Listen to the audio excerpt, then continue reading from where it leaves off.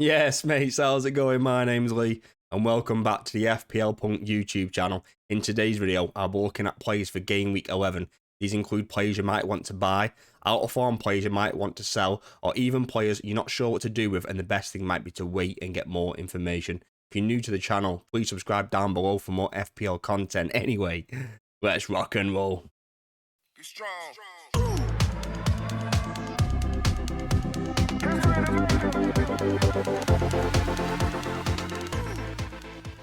Right, mates, first up, we've got Diogo Dalot, Man United defender, 5.1 million, 10.1% owned. 9 appearances so far, 4 clean sheets we've kept so far, which is quite impressive. 1 goal involvement with a total of 37 points so far this season. And he's very much high on my to-buy list of players that I'm looking at, particularly in the short term of Game Week 11, 12 and 13. Some of his key stats per 90. Man United are conceding 1.22 goals per 90, which is better than their expected of 1.69. So the defence is performing better than what the data suggests. His XG of 0.06 and his expected assist of 0.11 isn't bad for a fullback.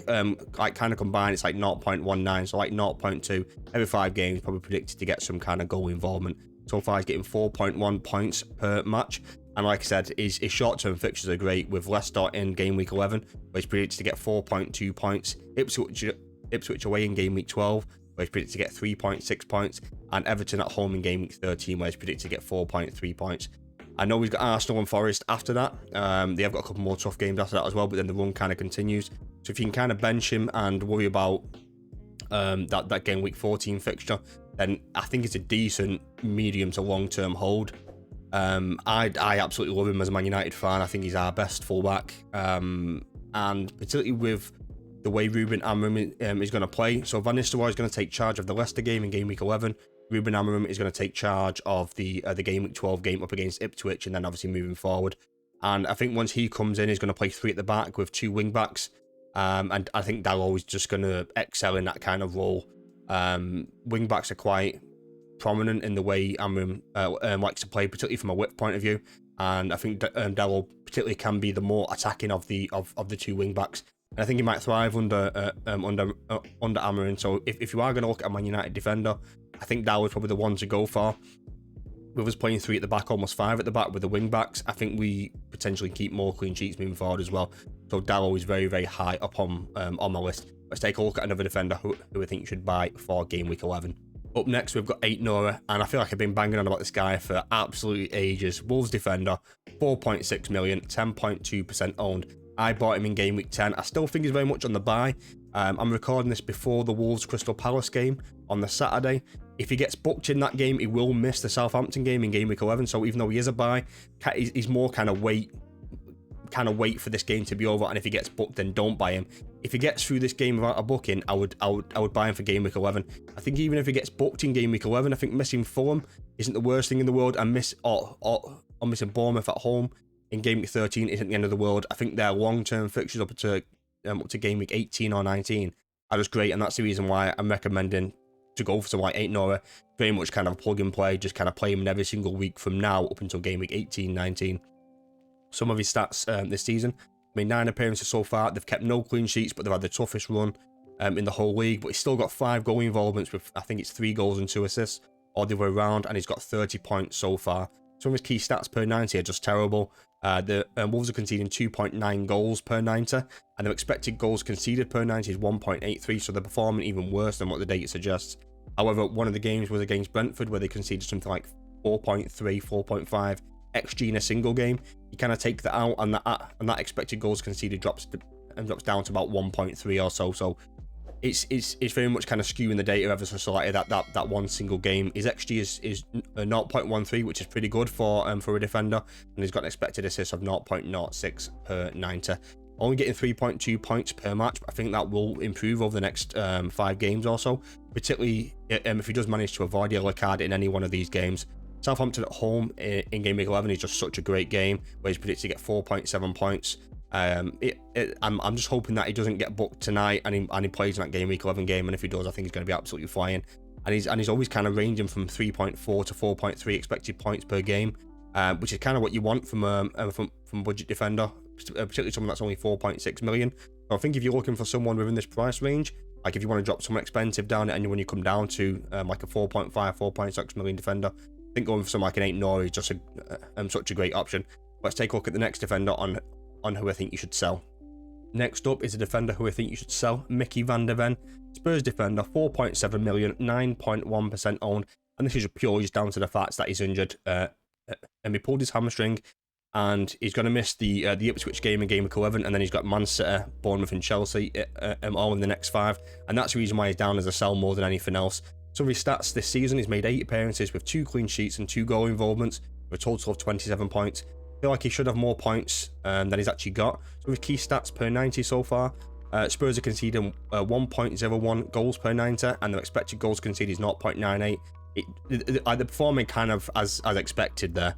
He's got an XG of 0.03 and expected assists of 0.09. Not bad for a central defender, and he's only getting 3.4 points per match. But yeah, this just comes down to the fact that he has pulled his hamstring and he is injured. There is an international break after game week 11, so if you've got him, he might be a wait and kind of see, like if he's going to be back for game week 12 or 13. But for me, I'd rather go and buy someone like an 8 Nora and try and attack those fixtures. That's one reason why I've got him down as a sell. And if you want to keep him, that's perfectly fine as well. But for me, I feel like there's fixtures that can be attacked there, and that's the reason why I'd sell him. Even if he comes back for game week 12, he's up against Man City. And yeah, game week 13 for him at home is a decent game where he's predicted to get 3.3 points. Then he's got Bournemouth away and then Chelsea at home, both tough games as well. So I think in the longer term, they're probably a sell. Spurs don't keep a lot of clean sheets anyway, so it's not great from that point of view as well. I feel like his avenue of points kind of comes from goal involvements more than anything. So that's the reason why I'd probably avoid him if I didn't own him, and if I did own him, I'd personally sell him. Let's take a look at a defender who is very much on the wait and see and kind of on the radar for upcoming fixtures. The last defender I want to take a look at is Levi Colwill from Chelsea. 4.6 million, only 3% owned so far. Made 9 appearances so far in the league with 2 clean sheets, no goal involvements. He started every single game this season, and he's played 90 minutes in every single game. Only got 21 points, which is a little bit low, but they do have a decent run of games coming up, Chelsea, so it's definitely someone to keep an eye on. So his key stats per 90, Chelsea conceded 1.22 goals per 90, and their expected goals conceded is 1.26, so they're pretty kind of even, to be fair. He's only got an XG of 0.02, and he's got an expected assists of 0.06, which are both really low, and that's not really why you want him. Is like he's a really budget, cheap defender, and he might take away with the occasional clean sheet, and that's probably the reason why you'd want him. Very much a wait and see for me right now, and that's because they're playing Arsenal in game week 11, where he's only predicted to get 2.4 points. Chelsea have got Leicester away in game week 12, where he's predicted to get 3.1 points. Aston Villa at home in game week 13, where he's predicted to get 3.2 points. And Southampton away in game week 14, where he's predicted to get 3.2 points. I think that's the little run of games where you might want to own him, and I think they might keep a clean sheet or 2 within that little gap there. Chelsea have got great long-term fixtures as well, and the fact that he's playing 90 minutes and he's starting every single week is the reason why he's on my radar. I think he's just such a great price point at 4.6 that you just have to consider him. And I think people will triple up on Chelsea when it gets to game week 12 or so, when they're away to Leicester. Everyone already owns Palmer. People are going to go probably either Nicholas Jackson, or people might take a look at someone like a Pedro Neto, but I think Colwill should definitely be on the radar. The first midfielder I want to take a look at is Brian Mbeumo, and I feel like I've been speaking about him every single week for the past start of the season, like it feels like, and he's still very much on the buy radar for people that don't own him. 7.8 million for Brentford, only 40.4% owned. I don't understand why his ownership is so low. It should be 60, 70, 80%. Like, he's only 7.8 million. Absolute bargain. Made 9 appearances so far, 8 goals, no assist, 68 points so far this season. Some of his key stats per 90 is getting 2.34 shots per 90 with 1.89 key passes. Got an XG of 0.42 and expected assists of 0.27. Really great underlying data there. He's getting 7.6 points per match. His next 3 games in particular are great. I think he's just very much a keep, probably for the season or until Brentford fall out of massive form, or he himself falls out of massive form. I just don't see me selling him probably for the next 10 game weeks or so. As long as he keeps ticking away with with goals and he keeps playing well, that I just don't see the point in selling him at all. It's a 90-minute man. He's on penalties. I think he's got a lot going for him as well. Bournemouth in game week 11, where he's predicted to get 5.9 points. Everton away in game week 12, where he's predicted to get 5.3 points. Leicester at home in Game Week 13, where he's predicted to get 6.2 points. Even Aston Villa away in Game Week 14, which is considered a difficult game on the fixture difficulty rating, according to the Premier League. Still predicted to get 5.3 points, which is good. And he's just going to keep ticking along throughout the course of the season. It wouldn't surprise me over this 5-game run if he gets 3 or 4 goals. And whether that's 1 goal a game, it's one of those, or he might explode in a game or 2. I just think he's a great option. And if you don't own him, I just don't know why. Just go and buy him. The next midfielder I want to take a look at is Eberechi Eze, and he's very much a sell for me right now. And even though he's got great underlying data, his injury just kind of puts me off completely. 6.7 million midfielder for Crystal Palace, 11.2% owned so far. And I think there's some great budget options that we'll take a look at in a moment. He's made 9 appearances so far, 1 goal, 1 assist, 31 points so far. And the reason why someone like me, who's kept him throughout the course of the season, is just he's got great underlying data. He's getting 4.12 shots per 90, which is the highest that we've seen from any midfielder we've taken a look at so far. And he's still getting 1.78 key passes per 90 as well. Got an XG of 0.32, an expected assist of 0.15, but he's only getting 3.4 shot points per match. And if he misses that Fulham game in Game 11, which it looks like he's going to, and Glasner said that he's probably going to miss this game, then I think you almost have to sell him with the likes of Aston Villa, Newcastle, and Man City coming up in the next 5. He's probably much a sell for me. I didn't sell him in Game Week 10 because I didn't want to take any further hits. But I will be. I'll take a look at a player in a moment who I think you could sell him for. And this just comes down to the fact that he has picked up that injury, and because of hamstring, they say a couple of weeks. I think that could easily extend to 4, 5, 6 weeks, depending on if he's got any kind of setbacks. Because he's quite an explosive player, and those kind of muscles like kind of tighten quite quickly, that he could easily get a setback within there. So for me, it just makes sense just to sell him right now. A midfielder who you could replace Eze with is Garnacho. Man United midfielder, 6.3 million, 10% owned. I love talking about Man United players, and I've always got that bias as well, so kind of keep that in mind if I do kind of say, yeah, you should buy every single Man United player in existence. I just think the future feels bright under Amorim, and I think Garnacho could thrive under somebody like that. We don't really know what position he is going to play, but I think he's very adaptable, and I think he'll perform well in no matter where he's asked to play. I think he'll be asked to play just in behind the striker. So if you don't know Amorim's formation, he likes to play a 3-4-2-1 or 3-4-1-2. And I think he'll be one of the guys just in behind, or he might even start playing up front as well. I think Bruno's almost nailed, and I'd be surprised if Højlund didn't start. I think he likes that powerful number 9. So there's a spot there between the likes of Xerxes, Garnacho, Rashford, where they're all fighting for that single spot. I think Garnacho might be asked to play left wing back at times, or even right wing back if Daryl's going to go over to the other side, which obviously isn't great from an attacking point of view, but I still think he's such a good player that he could adapt to any role that Amorim does ask him to play. But he's very much a buy for me right now. With those upcoming short-term fixtures, I think you just need to attack them. And even though his general stats for the season with 9 appearances, 2 goals and 1 assist, he's come off the bench in a lot of those, and when he has started and when he has played, he's looked very, very bright from like an eye test point of view, and his underlying data is just great. He's getting 3.82 shots per 90 with 1.53 key passes in there as well. He's got an XG of 0.46 and expected assist of 0.07. So and his kind of expected points over the next few games or so, where he's predicted to get 4 points against Arsenal away in Game Week 14, and then it ranges all the way up to Leicester at home in Game Week 11, where he's predicted to get 5.4 points. I think for his price point, if you've got someone like an Eze coming down to a Garnacho, just kind of makes so much sense to me. But let's take a look at another player who I think you could buy for Game Week 11. Taking a look at a slightly more expensive midfielder now is Bukayo Saka, 10.1 million midfielder for Arsenal, 34% owned so far. Made 9 appearances so far with 3 goals and 7 assists, and he's got 65 points in total so far this season. Key stats per 90 are just great from both a goal scoring and a creativity point of view, where he's getting 3.51 shots per 90, and he's getting 3.39 key passes as well. He's got an XG of 0.31, an expected assist of 0.44, and he's getting 7.9 points per match so far. And his predicted points for any upcoming game is just great, to be honest. Where he's predicted to get a range from 6.7 points all the way up to 7.5.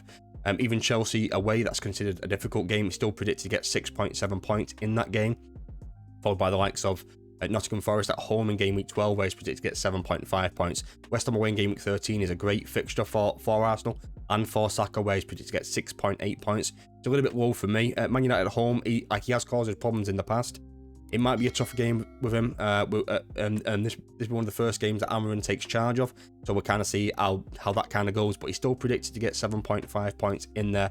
I think if you can get to Saka, he'd be at the very, very top of my list. I had to sell him a couple weeks ago to get Salah. I kind of wish that I probably hadn't done it and I'd figured out something else to be able to get the likes of Palmer, Saka and Salah all in the same team, because I do want Saka back and I want him back sooner rather than later. And if I can get him back for game week 12 or so, but it's probably not looking to about game week 13 or 14 for me without taking a hit or two. So I think if you can get to him right now, I think he's a great buy. I think he's going to tick along nicely over the course of the season. He's going to get returns most weeks, and I think if you can get there, he should be very, very high up on your buy list. Next up is another premium midfielder, Heung-min Son, Spurs midfielder, 9.9 million, 5.7% owned. Made 6 appearances so far, 3 goals, 2 assists, and he's got 41 points so far. Some of his key stats per 90 is getting 2.08 shots per 90 with 2.6 key passes. He's got an XG of 0.31 and expected assists of 0.2 all per 90, where he's getting 6.8 points per match so far.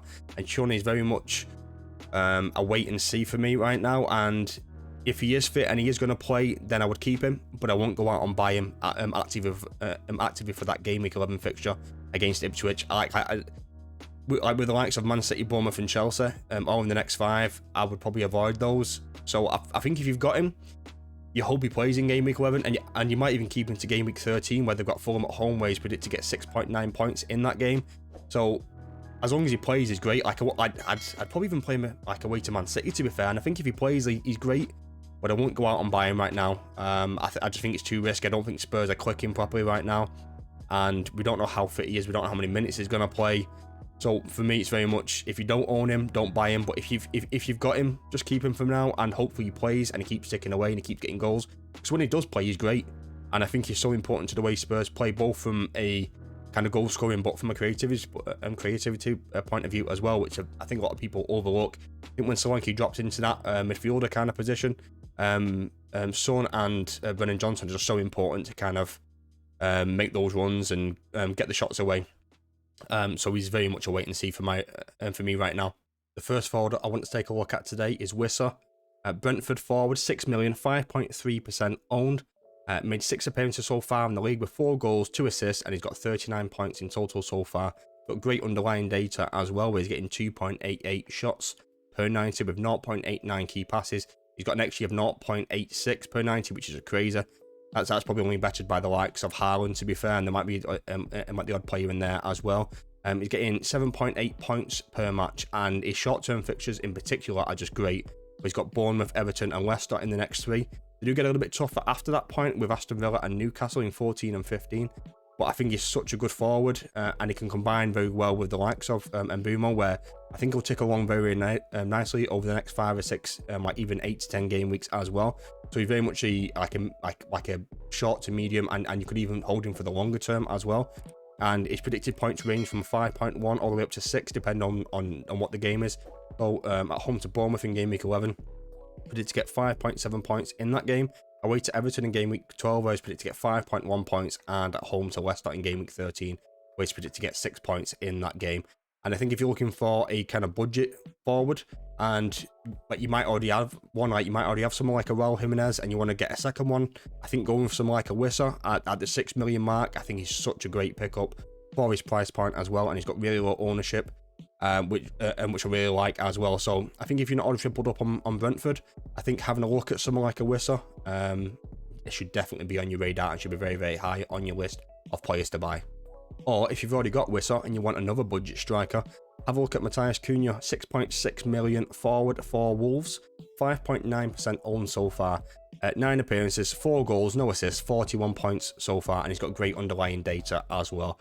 He's getting 3.43 shots per 90 with 1.91 key passes. He's got an XG of 0.28 and expected assists of 0.2.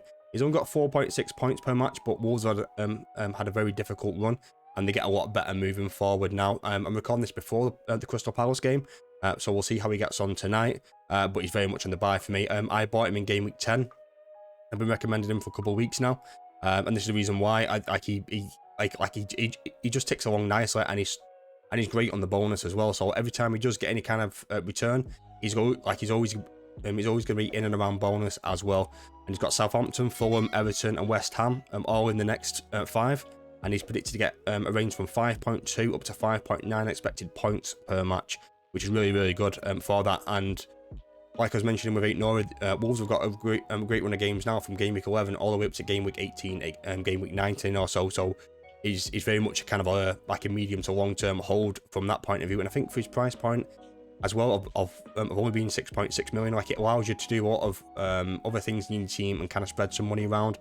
Like for someone like me who wants to get 3 premium midfielders, having someone like Acuna up front is just really important to have. So if you've already got one budget forward and you're looking for another one, I think Acuna should be very, very high on your list. Let's take a look at another forward who I think you could buy for Game Week 11. Let's take a look at a slightly more expensive forward, Alexander Isak, Newcastle forward, 8.3 million, 12.6% owned. Last week he was very much a wait and see, but he played Arsenal today where he scored the winner, where Newcastle beat Arsenal 1-0. So far he's made 8 appearances with 3 goals and 1 assist, with a total of 33 points. So his underlying data is pretty good as well, where he's getting 3.07 shots per 90 with 0.93 key passes. He's got an XG of 0.51 and expected assist of 0.08 per 90. He's only got 4.1 points per match, but Newcastle and Isak haven't been great so far, and hopefully he's kind of he's come back from his injury well, that he can start to kick on now. And with the likes of Nottingham Forest, West Ham and Crystal Palace in the next 3, I think he could bag a couple of goals within this little period here. And Newcastle have got pretty kind of short to medium long-term fixtures.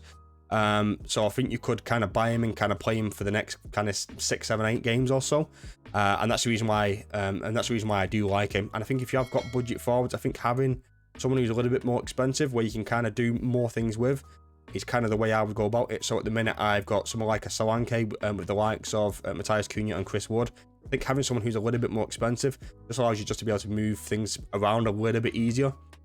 And I think for someone like me, I could now get someone like Isak a little bit easier than it would be if I only had 2 budget forwards. So in Game Week 11, he's got Nottingham Forest away, where he's predicted to get 5.8 points. West Ham at home in Game Week 12, where he's predicted to get 6.5 points. And even Liverpool at home in Game Week 14 is still predicted to get 6.2 points. So his predicted points over the next 5 games are just really, really good. And it's someone that you just need to keep in mind. I feel like everyone's forgot about him because Newcastle didn't start well. Isak didn't start particularly well. But he should start coming back into your thinking pretty soon. Alexander Isak should definitely be on your radar. Let's take a look at another forward. The last forward I want to take a look at today is Nicholas Jackson. Chelsea forward, 7.9 million, 17.8% owned. And he's got some great stats this season, where he's made 9 appearances with 6 goals and 3 assists, with a total of 57 points so far this season. With key stats per 90, he's getting 2.85 shots per 90 with 1.29 key passes. He's got an XG of 0.76, which is really, really good. And he's got an expected assist of 0.04. He's only getting 6.3 points per match. The only problem with Jackson is that he doesn't always play 90 minutes. He's only completed 90 minutes twice this season. There was a lot of competition for places, and I think that will continue moving forward as well, which is probably the only downside. And for me, right now, Nicholas Jackson is very much a wait for now, just why they're playing Arsenal in Game Week 11. I think from Game Week 12, and when I make a video next week, he's going to be on the buy side, just because they've got a great run of games. Chelsea then from Game Week 12 up to like Game Week 18 or so, probably even longer than that, up to Game Week 20. So I think they've got a great run of games now, where you could definitely capitalise on it. But I think buying in for Game Week 11 is probably not for me. I would definitely wait for Game Week 12 instead. But I think if you do own him, I'd probably play him in the Arsenal game. I could definitely see Chelsea scoring, and like the combination of Palmer and Jackson is so strong, where I could see them scoring against, and both of those players being involved in that Arsenal fixture in Game Week 11. So Nicholas Jackson very much a wait and see for me right now, and his predicted points in most games kind of ranges from 4.9 away to Arsenal, which is considered a very difficult fixture, all the way up to Leicester away in Game Week 12, where he's predicted to get 6.3 points. Aston Villa at home in Game Week 13, where he's predicted to get 5.6 points. Southampton away in Game Week 14, where he's predicted to get 5.3 points there as well. So he's going to tick along nicely. He's got a return in every single game so far this season. They're playing Man United in Game Week 10, which is tomorrow, and I think he'll do well in that game as well. So I think if you haven't thought about him and you kind of see him as this kind of underperforming striker from last season, I think he's come on leaps and bounds, particularly under Maresca. So I think he should definitely be on your radar. But for me right now, he's very much a wait and see. Get to game week 12, reassess, and he might be very much on the buy side of things. Right, mates, that's it for today's video. I've tried to highlight a few players who can't say it.